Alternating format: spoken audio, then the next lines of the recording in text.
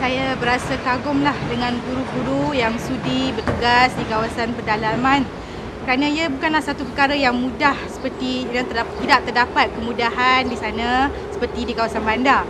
Saya berharap guru-guru yang bertugas di kawasan pedalaman ini dapat melaksanakan tugas mereka dengan baik dan penuh dedikasi. Di kawasan luar bandar, kita akan sentiasa menghadapi pelbagai cabaran berbanding apabila kita berada di bandar.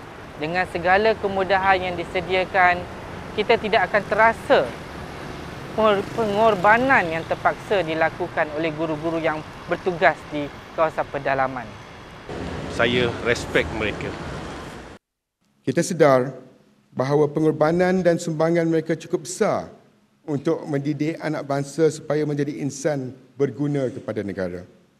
Saya sendiri amat terharu dengan kesungguhan warga pendidik ini.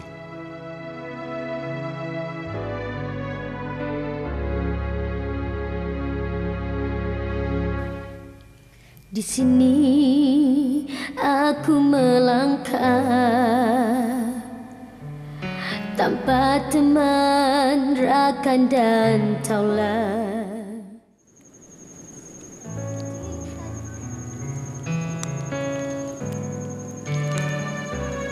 Sebelum saya datang ke tempat ini, memang saya pernah mendengar nama Kampung Buayan dan orang-orang di sebelah Bandar Penampang mengatakan bahwa kampung ini memang jauh dari bandar.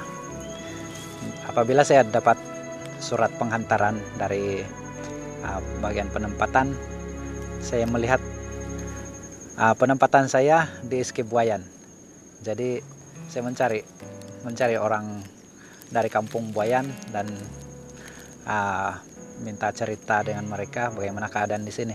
Mereka bagi tahu yang tempat ini jauh perjalanan dan kalau tidak biasa memang memenatkanlah. Mereka kata ada 8 jam untuk berjalan. Jadi mula-mula dengar itu memang terasa takut juga sebab kita akan melalui hutan, pas itu naik bukit, melimpas sungai. Kita menyeberang sungai di yang Sungai Papar tuh. Jadi itu yang saya terpikir bagaimana keadaan. Tetapi apabila hari pertama saya masuk di sini, saya minta satu orang pemandu untuk masuk ke sini. Sebab saya tidak tahu jalan. Mula-mula kami bermula dari Kampung Timpango. Jadi dia naik ke atas tuh. Jadi terasa penat sebab matahari panas.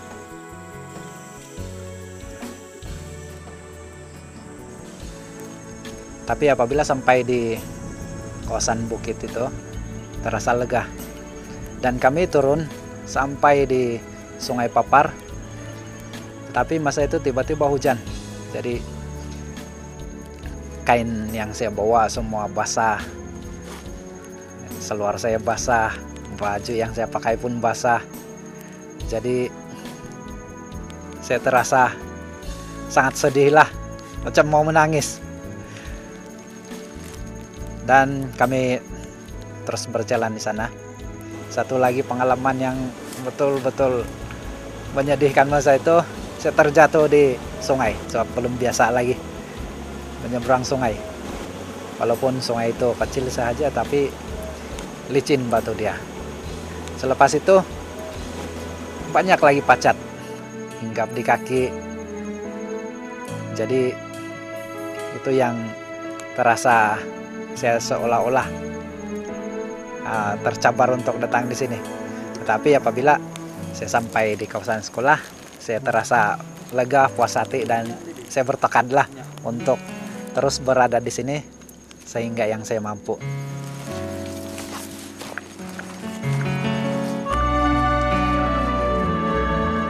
Harapan saya kepada guru-guru yang akan dihantar mengajar ke sekolah ini supaya mereka jangan takut. Cuma perjalanan saja yang sukar, yaitu memakan masa lebih 8 jam untuk sampai ke sini.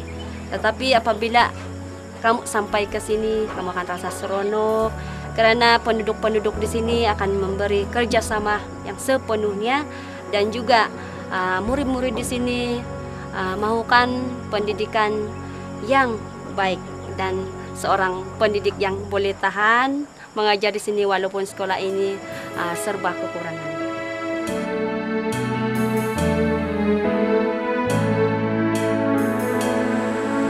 Harapan saya kepada semua pelajar di sini, walaupun saya baru 4 tahun berada di sini dan belum melihat kejayaan daripada pelajar saya ataupun bekas-bekas pelajar saya, tetapi saya berharap mereka akan berjaya dalam pelajaran mereka dan juga kerja mereka pada suatu hari nanti. Saya juga berharap kepada semua penduduk di sini supaya meneruskan kerjasama yang sedia ada, yang mereka berikan dan tunjukkan kepada pihak sekolah setakat ini memang sangat baik. Jadi saya sangat berharap kerjasama ini akan berterusan. Kusemat di hati ini, ku sahut cabaran pertiwi, ku berjanji pada diri, ku rentasi belantara ini. Setelah mendapat surat penempatan atau surat posting daripada pihak kementerian, dan saya diminta untuk bertugas di sekolah SK Saliliran. Jadi pertama sekali bagi yang saya rasa pada masa itu timbul pelbagai perasaan tanda tanya dalam diri saya, sebab setelah saya melihat surat posting penempatan SK Saliliran, jadi sebenarnya saya pun tidak pernah mendengar nama sekolah tersebut, tempat dia di mana, sebelah mana pun saya tidak tahu.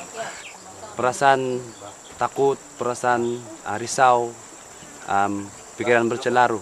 Jadi setelah semua barang-barang sudah dibeli, barang-barang makan, barang keperluan yang lain sudah siap, lebih kurang pada pukul 10 pagi. Dari Pekan Nabawan kami menaiki kereta pacuan 4 roda sehingga ke Kuala Salong, yang mengambil masa lebih kurang 2 jam, yaitu pertama kami akan melalui jalan Berturap dan akan melalui jalan Balak dari Sepulut ke Kuala Salong, yaitu JT untuk menaiki bot. Dalam kereta tersebut pun sebenarnya pikiran dan perasaan saya begitu risau sekali. Di pikiran saya masih tertanya di mana sekolah, bolehkah saya sampai pada hari ini dan sebagainya. Lepas lebih kurang 2 jam perjalanan, kami telah sampai di JT bot dari Salong. Perasaan saya agak terkejut selepas itu, sebab melihat air sungai yang begitu deras, tambahan pula pada masa itu air banjir. Jadi dalam perasaan saya bertanya, bagaimana pula perjalanan selepas ini? Bolehkah saya menaiki bot? Dan penunjuk jalan tersebut mengatakan pada saya, sekarang Cikgu dibilang kita akan menyewa bot. Menyewa, dan perasaan saya, aduh, banyak perasaan. Setelah bot sudah disediakan dan semasa dalam perjalanan bot tersebut melalui sungai yang begitu deras, begitu sempit, namun sejam selepas itu kami telah tiba di Pegalungan untuk mengisi minyak. Timbul di hati saya untuk bertanya kepada penunjuk jalan. Saya bertanya, Pakcik, Saliliran masih jauh. Lepas itu dengan perasaan yang sedih, saya mendengar jawaban daripada penunjuk jalan tersebut, masih jauh Cikgu, belum setengah jalan, katanya. Dan kami meneruskan perjalanan. Kali ini dari Pegalungan kami akan bertolak ke Pensiangan, mengikut sungai, masih menggunakan bot, tetapi melawan arus sungai.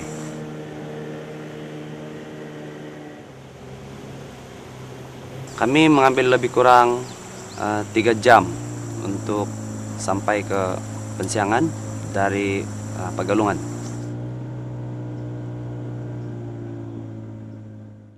Pengalaman pahit selama saya bertugas di sini, tidur di tepi sungai untuk menghilangkan penat dalam kami. Dan saya juga pernah berjalan untuk sampai ke sekolah dengan rekan-rekan guru yang lain pada waktu malam, dan kami tiba